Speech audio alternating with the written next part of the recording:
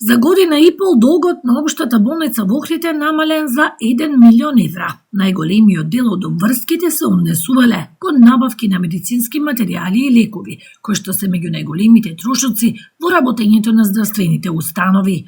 Точно пред година и пол од прилика започна мојот мандат, долгот беше околу 170 милиони денари. Нормално не може точно да се каже затоа што дневно секогаш има тековни фактури и трошоци кои што пристигнуваат.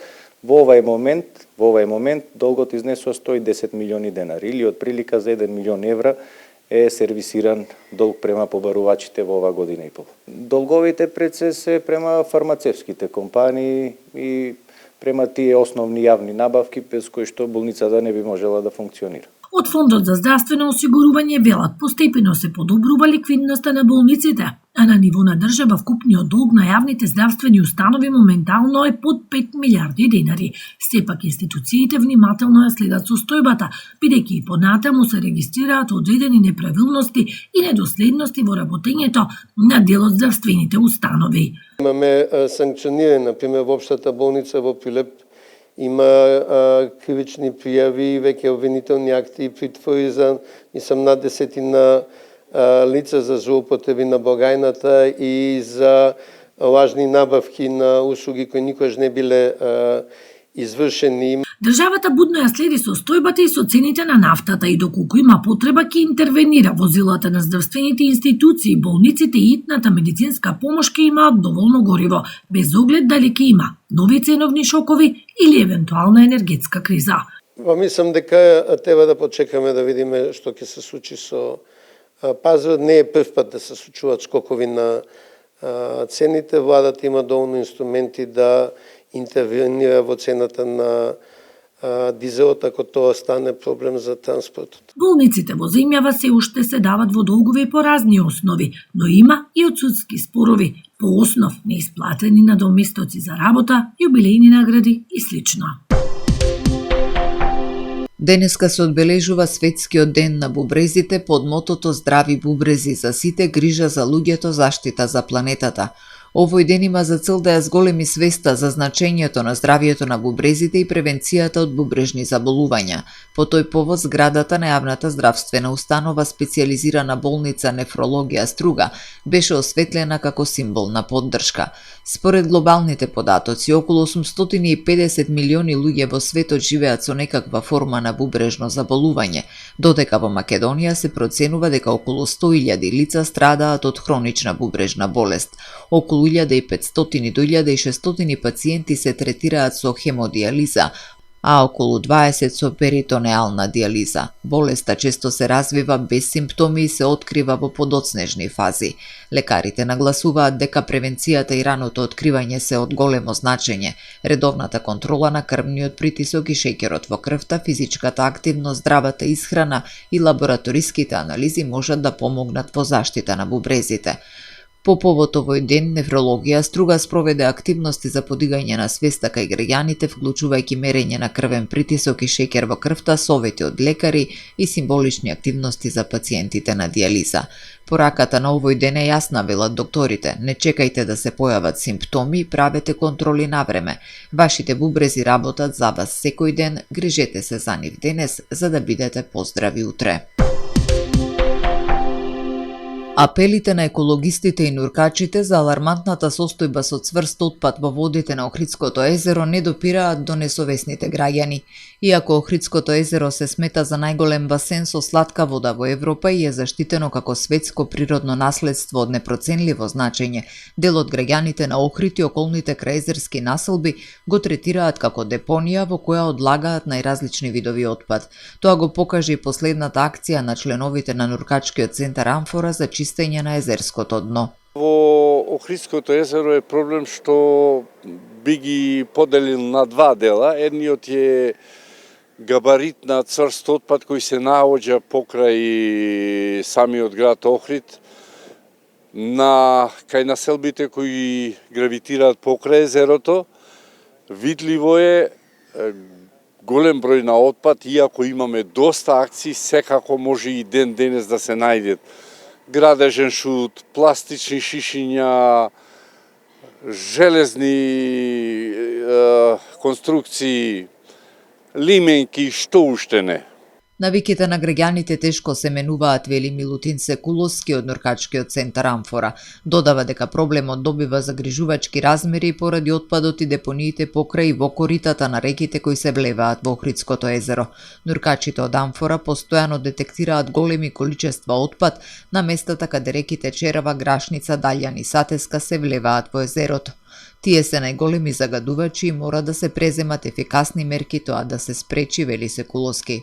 Од секојдневните нуркања и се она што имаме како помош од општина Охрид во изведување на одредени еколошки акции под вода, имаме сознание дека овој е првиот дел што го кажавме дека постојат цврст отпад покрај населбите, но во длабочините е загрижувачки.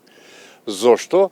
Затоа што најголемиот проблем на цврст отпад кој се влива во Охридското езеро е се она што носат реките кои се вливаат во езерото. Тоа е рак рана и во понатамошните акции што следуваат, веќе што ги имаме во план, даваме и сугестии према општина Охрид да се реши тој проблем, да бар оној пластичен отпад кој го носат реките, да се смали неговиот број. Во мај ќе се одржи големата традиционална меѓународна акција Охритекот 2026 година за чистење на езерското дно од отпад, на која учество ќе земат десетици нуркачи од неколку земји.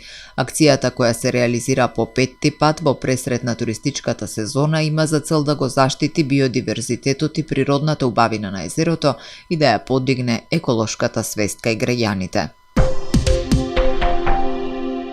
Денеска директорот на јавното претпријатие за државни патишта Коце Трајановски и генералниот представник на Синохидро во Македонија Чен Чен ставија подпис на анексот број 8 на договорот за изградба на автопатот Кичево-Охрид.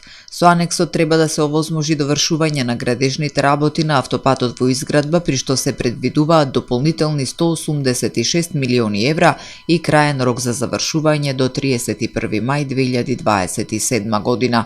Ова е потребно поради непредвидени дополнителни нови градежни работи кои се нужни и неопходни за целосно и квалитетно завршување на проектот и на активности поврзани со санација на 14 свлечишта и обезбедување на глобална стабилност, еластична одбојна ограда, изградба на контролен центар за тунел пресека, изградба на паралелни пристапни патишта што не биле предвидени за поврзување на населените места Арбиново, Издеглавје, Новосело, Ботун, Мешеишта, Требеништа до Подмолје. Со ова се надминати проектните предизвици со косините и свлечиштата и може да се продолжи поинтензивно со градежните активности, велат од државното претпријатие за патишта.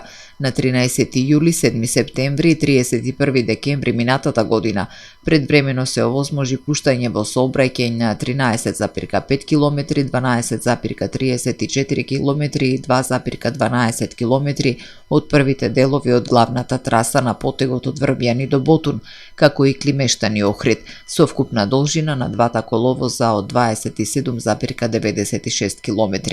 Инаку автопатот во должина од 57 км се гради од 2014 година. На 11 март со судска наредба полициски службеници од криминалистичката полиција при СВР Охрид извршија претрес во домот на 46 годишно лице од охридското село Пештани. При тоа пронајдени се семки од растенијето канабис сатива. Тие се одземени за понатамошна постапка и по целосно документирање на настанот, против него ќе биде поднесена соодветна пријава, информира портпаролот на СВР Охрид Стефан Димовски. Надворешната канцеларија за криминалистички работи Струга пак поднесе кривична пријава против 41 годишно лице од Охрид поради постоење основи на сомнение за сторено кривично дело, неовластено производство и пуштање во промет на наркотични дроги, психотропни супстанции и прекурсори. На 23 април минатата година во Струга полициски службеници извршиле контрола во возило во кое се превезувал пријавениот, при што кај него бил пронајден и одземен кокаин, се вели во полицискиот билтен.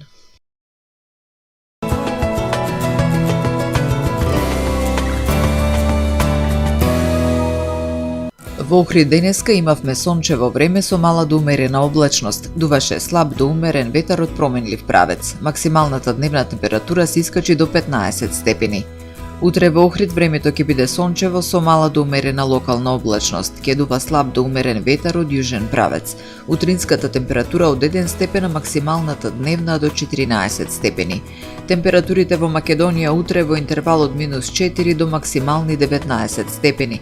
Од сабота следува период на променливо облачно време со сончеви периоди, а претежно во попладневните часови ќе има повремени локални врнежи од дожд. Дневната температура од вторник ќе биде во опаѓање.